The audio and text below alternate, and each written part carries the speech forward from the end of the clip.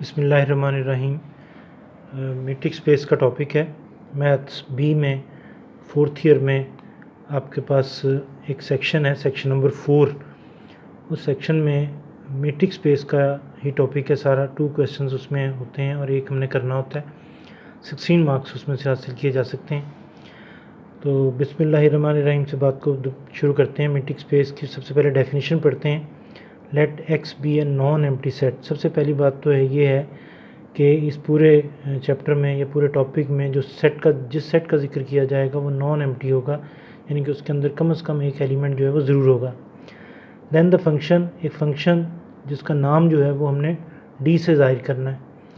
अब मुख्तलिफ़ ऑथर्स की बुक्स में ये फंक्शन का नाम जो है वो डिफरेंट होता है, लेकिन हमारे पास जो बुक्स यूज़ हो रही हैं उसमें पाकिस्तान में जो हम यूज़ कर रहे हैं बुक्स, उसमें हम इसको डी से ही ज़ाहिर कर रहे हैं इस फंक्शन के नाम को। एक्स क्रॉस एक्स, यानी कि जो सेट जिसका जिक्र किया जा रहा है उसके एलिमेंट को उसी के सेट के एलिमेंट के साथ जो है उसका कार्टेशियन प्रोडक्ट मालूम किया जाए। यकीनन जो आंसर आएगा वो ऑर्डर पेयर की शक्ल में होगा। डी एक ऐसा फंक्शन है जब उसके किसी ऑर्डर पेयर पर उसको अप्लाई किया जाए तो आंसर में एक रियल नंबर आ जाता है। ऑर्डर पेयर नहीं आता बल्कि एक रियल नंबर आ जाता है।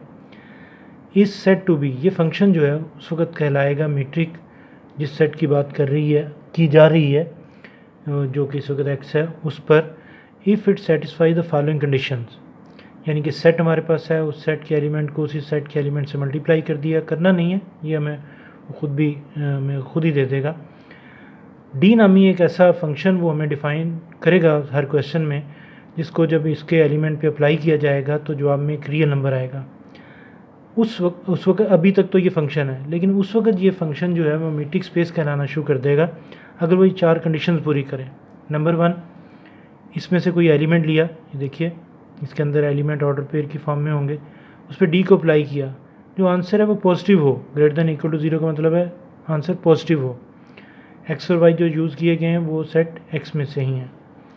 फिर अगर ये मान लिया जाए, ये डबल इम्प्लाइज़ है तो इसको इस तरह याद करना है। अगर मान लिया जाए कि इसका आंसर 0 है तो फिर प्रूव करना है कि ये एक्स और वाई आपस में इक्वल होंगे। डबल इम्प्लाइज़ की वजह से फिर हम इसे मान लेंगे कि एक्स और वाई अगर इक्वल हैं तो फिर इसका आंसर जो है वो 0 आना चाहिए। 2 कंडीशंस हो गई। तीसरी कंडीशन जिसका नाम भी रख दिया हमने सिमेट्रिक प्रॉपर्टी के नाम से, एक्स को वाई पे डी को अप्लाई करें, फिर इनकी जगह बदल दें, वाई को एक्स लिख लें, उस पर डी को अप्लाई करें, दोनों दफ़ा आंसर जो है वो सेम आना चाहिए। ये जनाब 3 कंडीशन होगी। चौथी और आखिरी कंडीशन जो स्टूडेंट जो है वो मुश्किल समझता है और टीचर को भी चाहिए कि उस पर ज़्यादा काम करे, वो कुछ इस तरह है कि एक्स और वाई लेट से ये हैं, कुछ दूर एक और पॉइंट भी जेड नाम का पड़ा हुआ है। डी को एक्स को वाई पे अप्लाई करें, उसका जवाब जो है must less than equal to होना चाहिए किसके, डी को एक्स को जेड पे अप्लाई करें प्लस डी को जेड को वाई पे अप्लाई करें। देखिए एक ट्राइंगल सी बन रही है, इसलिए इसको ट्राइंगल इनइक्वालिटी भी कहते हैं। इनइक्वालिटी इसकी वजह से ट्राइंगल बन रही है यहाँ पर, इसे ट्राइंगल इनइक्वालिटी। याद करने का फिर तरीका देखिएगा इसको, क्योंकि ये याद होगा तो फिर काम आसान हो जाएगा।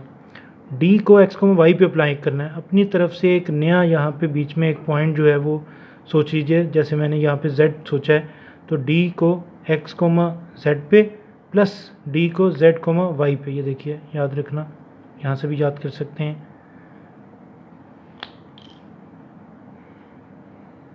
फिर देख लीजिए d x comma y less than equal to d x comma z plus d z comma Y.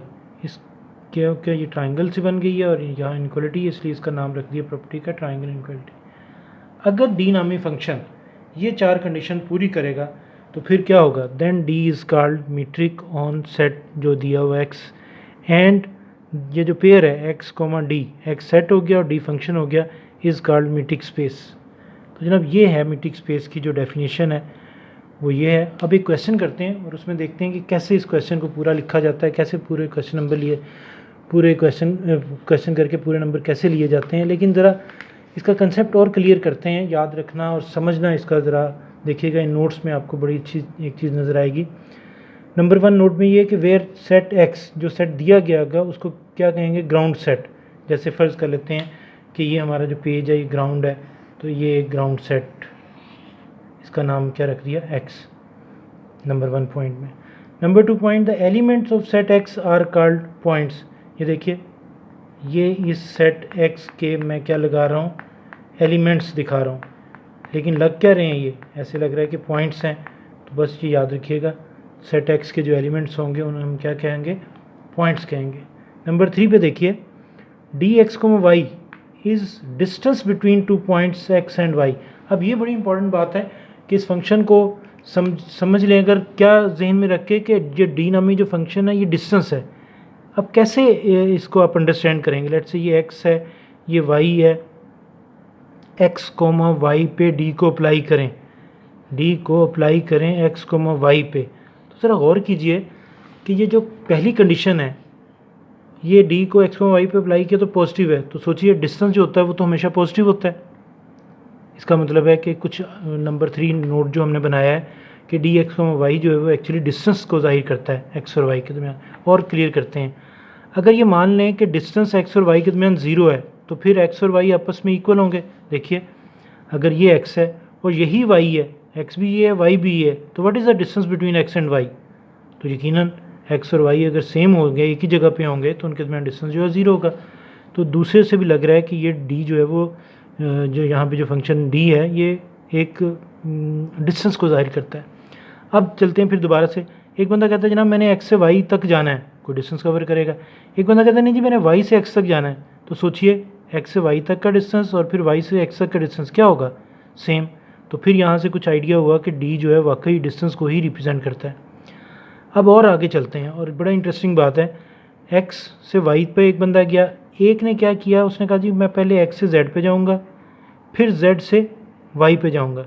तो ज़रा देखिए, जो डिस्टेंस एक्स से जेड तक प्लस जेड से वाई तक होगा वो यकीनन बड़ा होगा किससे, डिस्टेंस एक्स से वाई तक के, यानी कि distance from x to y is less than distance from x to z plus z to Y.